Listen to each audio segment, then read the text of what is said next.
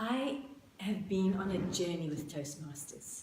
I joined Toastmasters in 2001, and I wanted to share my journey with you today because I discovered in Toastmasters, right at the beginning when I joined, I never had a clue what a huge future there is to learn, grow, and experience, do as you grow projects. All everybody spoke about at that time was 10 speeches, do your CC, 10 speeches, do your CC, and everybody's just doing CCs. And for some other reason, when somebody reached their 10th speech, big hoo-ha, and they're gone. When I discovered Toastmasters, those years, it was a club called Toastmasters. It was a Swakop and Walvis Bay club, and 1 week, we met once a month only. And when we met, 1 month it was in Swakop and 1 month it was in Walvis Bay. The day that I did my last speech, just following that, we had a banquet. That our district director was also in Namibia at that time, and we had a banquet. And that was the last meeting we had. The next thing I found was an email with a proof of payment that there's money deposited back into my account because they've closed the Toastmasters club. And I wanted to say I was gobsmacked. That's what the English call it. So I was grateful I had done the 10 speeches, and I just thought, wow, I was just getting into the swing of things, and here it's all gone. Well, that was it, end of that story. Then in 2009, some people approached Pam Millett to start Toastmasters again, because she was a Toastmaster since she was at school.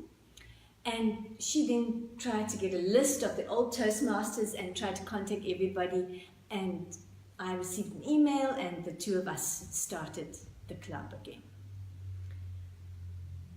That was the first time when we started the club again that I only then began to realize what Toastmasters value could have. I only then discovered that there's a thing like an exco, and that thing like an exco is exactly what you have in business, where you have an executive that has to run a company. And especially if it's a company, most of the time, if it's a non-profit company, then the members have more say than the executive. And that's the same with us here in Toastmasters. We as members are higher in ranking than the actual executive. They are supposed to do what we tell them to do. Sounds terrible, but in essence, that's the fact. Whereas when it's a company for profit, it's the owners of the company that has the highest ranking, and they have the rights to demand certain things. But at the end of the day, the same components that's in our club has to function in a company well in order for the company to be successful. And I was in charge of 2 full-time ministries. So within this Toastmasters journey of mine, you have to, in that executive, run every part of it exactly like you would in a company. And within that structure, I learned how to look. Toastmasters had a complete manual for every exco position. I could learn intensely what to do. That's where I was. Being full-time in 2 ministries, I always say I work for the big boss. And I always felt I want to do him good. I want to bless my God.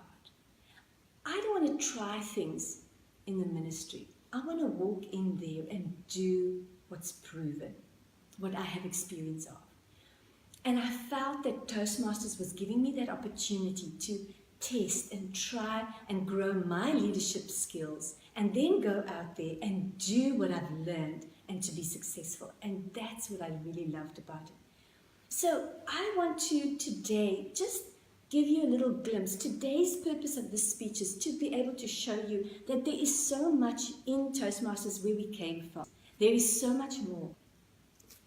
How to listen effectively, mental flexibility, the power of ideas. There's so much in Toastmasters, and I want to encourage you, don't just do a level.